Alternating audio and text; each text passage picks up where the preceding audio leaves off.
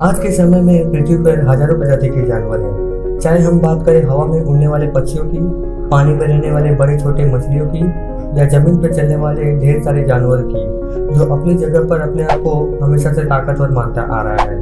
और अगर हम बात करें इंसानों की, तो इंसान पृथ्वी का वो जीव है जो पृथ्वी पर इस समय राज कर रहा है। इंसान जानता है कि इस समय यानी 21st सेंचुरी में हमसे ज्यादा ना कोई ताकतवर है और ना ही कोई बुद्धिमान, जो देखा जाए तो सच भी है। पर इंसान को ये भी नहीं भूलना चाहिए कि वो पृथ्वी पर राज करने वाला पहला जीव नहीं है, क्योंकि पहला जीव और कोई नहीं, बड़े बड़े डायनासोर थे, जो उस समय यानी 6 करोड़ 50 लाख साल पहले जमीन, हवा, पानी पर अपना दबदबा बनाकर रखते थे। और इनको मिटाना तो किसी छोटे जीव की बस की बात थी ही नहीं। पर ऐसा क्या हुआ जो डायनासोर जैसे बड़े जानवर का अस्तित्व ही मिल गया?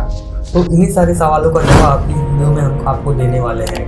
तो वीडियो बड़ी इंटरेस्टिंग होने वाली है, तो वीडियो को पूरा देखना। तो चलिए बिना किसी देरी के वीडियो को स्टार्ट करते हैं। लगभग 6 करोड़ 50 लाख साल पहले पृथ्वी पर इंसानों का कोई नामो निशान नहीं था। उस समय सिर्फ राज हुआ करता था तो सिर्फ इन बड़े बड़े डायनासोर का।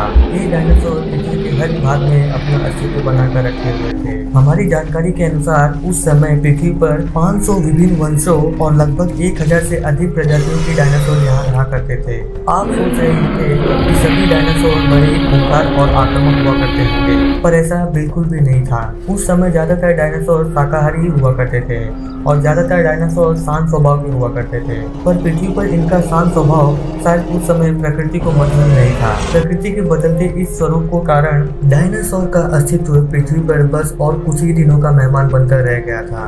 लगभग 10 करोड़ साल पहले अंतरिक्ष में एक छोटा एस्ट्रोनॉइड, जो अंतरिक्ष में घूमते घूमते पृथ्वी से 20 करोड़ मील दूर एक लंबे बहुत ही बड़े एस्ट्रोनॉइड से टकरा गया। दोस्तों, इसके टकराने के बाद वो जो बड़ा एस्ट्रोनॉइड जिसकी दिशा पृथ्वी की तरफ बिल्कुल नहीं थी, वो एस्ट्रोनॉइड पृथ्वी की तरफ घूम गया था। अब ये एस्ट्रोनॉइड बहुत ही तेजी रफ्तार से अंतरिक्ष से पृथ्वी की ओर बढ़ने लगा था।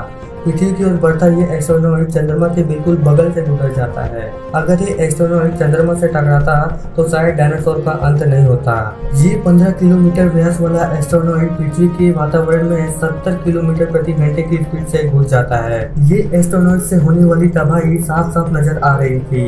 ये तेजी से बढ़ने वाला एस्ट्रोनॉइड पृथ्वी के वातावरण के कारण इसका रूप बदलकर एक आग के गोले में बन जाता है और ये सीधा जाकर धरती से टकरा जाता है।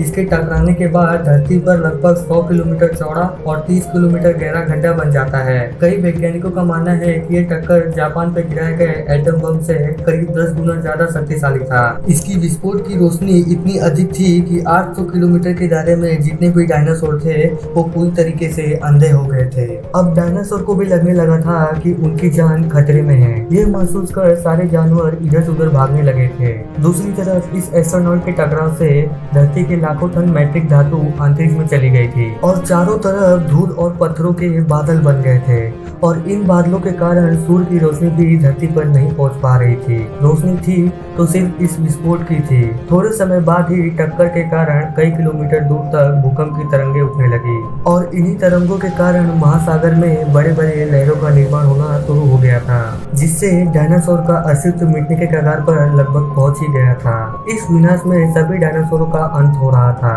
पर जो उड़ने वाले जीव थे वो जमीन पे होने वाले खतरे से बच गए थे। लेकिन ये विनाश तो बस एक शुरुआत मात्र थी, क्योंकि असली महाविनाश होना तो अभी बाकी था।